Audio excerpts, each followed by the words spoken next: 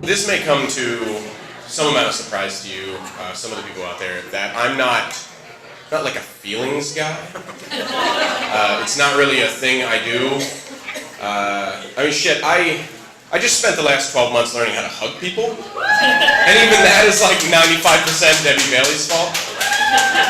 So the idea of getting up in front of a crowd of people that I kind of know and a bunch of you that I don't, and talking about my feelings is no. Like it's just no. But if I can learn how to hug people, maybe I can learn how to talk about my feelings. So I met the love of my life somewhere around 1989. And I say somewhere because, like, that's a long time ago, and things get murky, as we talked about in the rules. But the memory is very clear.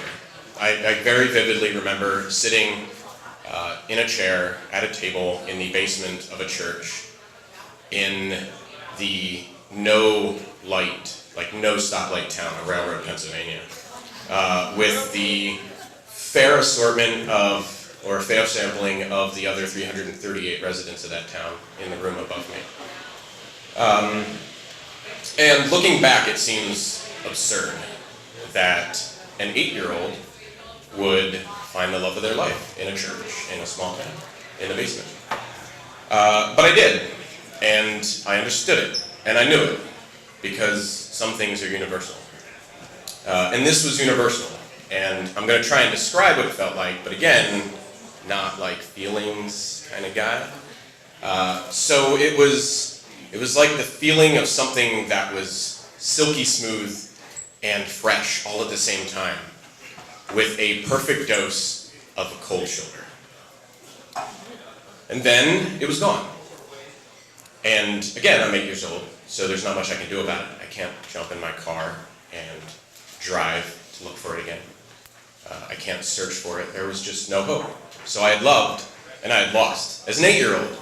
And I didn't even know what love was. I hadn't started reading Shakespeare. It wasn't thrown on me by my teachers. Netflix and chill wasn't even like a thing in 1989. So I'll be damned if years later I'm driving down the road in Manchester, Pennsylvania, and there she is, like outside of McDonald's. And of course I stop, and I go inside, and sure enough, like, there she is. And so we get a table, and we sit down, and we have an amazing conversation. And it's that kind of conversation that you always hope that you'll have when you meet up with someone that, like, completely defined some form of nostalgia in your past, and then it lives up to every bit of that. It was great.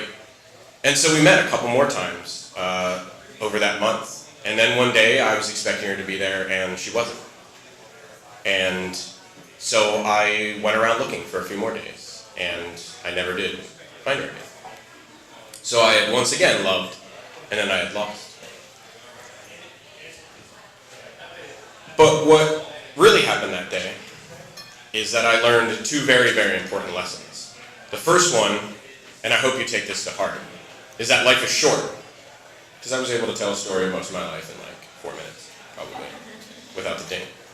And the second most important is that the Shamrock Shake comes back every year. So you're good.